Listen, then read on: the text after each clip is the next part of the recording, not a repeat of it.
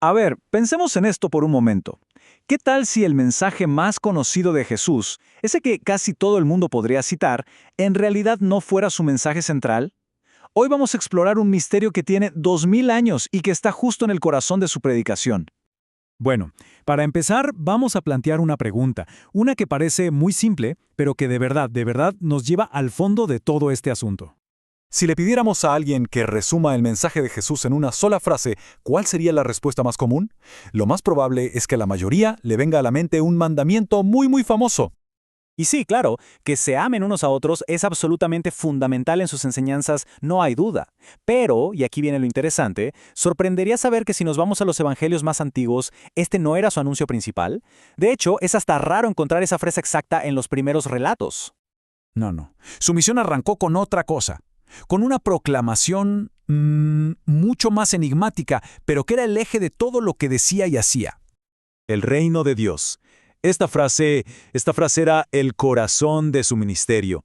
Y, paradójicamente, es uno de los conceptos más resbaladizos, más difíciles de entender. ¿De qué hablamos? ¿Un lugar físico? ¿Una idea abstracta? ¿Algo que ya está pasando o algo que esperamos que pase?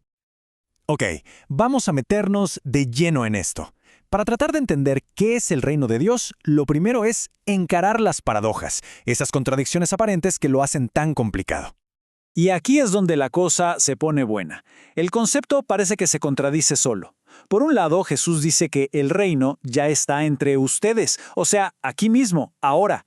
Pero por otro lado, habla de él como un lugar al que en el futuro algunos quizás no puedan entrar. Entonces, ¿en qué quedamos? ¿Es ahora o es después? Pues fíjense, resulta que una gran parte de esta confusión viene, como muchas veces, de la traducción. La palabra que se usó en el griego original es basileia, y esta palabrita tiene un montón de matices. Entonces, el dilema es este.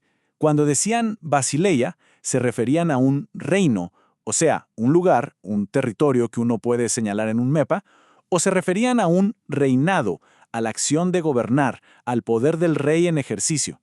Y la respuesta es que significa las dos cosas, y justo ahí, en esa dualidad, está la clave de todo. Ahora, para captar por qué este mensaje del reino era tan potente, tan electrizante en su momento, es súper importante que viajemos en el tiempo. Tenemos que entender el mundo en el que se dijo.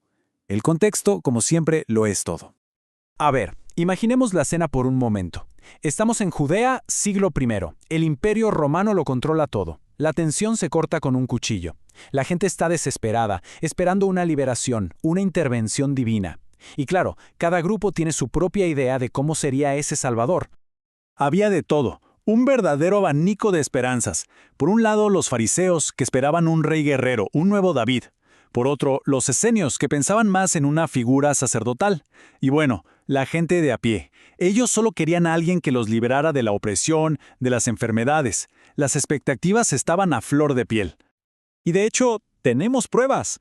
Hay unas interpretaciones judías muy antiguas de las escrituras que se llaman Targums, y ahí queda clarísimo lo que muchos esperaban. Hablan de un rey que entregará a la muerte a los valientes. O sea, sin rodeos. Esperaban un general, un conquistador militar. Y justo en medio de todo este ambiente tan cargado, aparece Jesús. Y su anuncio del reino, claro que conecta con todas esas esperanzas, pero al mismo tiempo les da una vuelta de tuerca total, una que nadie, absolutamente nadie se esperaba. Él arranca su misión con una declaración que suena casi a titular de periódico. Súper audaz. El plazo se ha cumplido. El reino de Dios está llegando. Ojo, no era una promesa para un futuro lejano, estaba diciendo que estaba pasando ya, en ese preciso momento.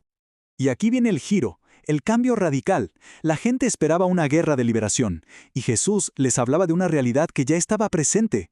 Esperaban un rey con un ejército, y él les hablaba de un hijo del hombre misterioso. El reino que él anunciaba no era de poder político, era de transformación interior, personal. Ok, entonces, ¿qué pasó con esta idea tan radical del reino una vez que Jesús ya no estaba? Bueno, pues la historia no acaba ahí, ni mucho menos. Las primeras comunidades de seguidores tuvieron que procesar este concepto y, como es natural, empezaron a interpretarlo de formas distintas. Y este cambio se ve clarísimo si miramos los números. Fíjense, En los evangelios que se consideran los más tempranos, Mateo, Marcos y Lucas, que los expertos llaman los sinópticos, la frase reino de Dios aparece más de 100 veces. Es el tema principal, sin duda. Pero miren qué pasa después. Con autores como Pablo o Juan, el uso de la frase cae en picada. Pablo, por ejemplo, él hablaba mucho del reino, pero no tanto como algo que ya estaba aquí, sino más bien como una especie de herencia futura, algo que uno se ganaba si vivía de cierta manera. Es un cambio de enfoque sutil, pero muy, muy importante. Pasamos de una realidad presente a una recompensa en el futuro. Entonces, para ir cerrando, ¿qué es el reino de Dios? Pues parece que no es solo un lugar, ni tampoco solo una idea. Se presenta más bien como una fuerza activa, la salvación misma metiéndose en la historia de la gente, como un mundo nuevo que empieza a nacer justo en medio del mundo que ya conocemos. Y todo esto nos deja con una pregunta final, ¿no? Si el reino es algo que ya está aquí, pero que todavía no se ha completado, ¿qué podría significar eso para nosotros hoy en día? Este misterio de 2000 años no es solo para los libros de historia, parece más bien una invitación abierta a seguir descubriendo.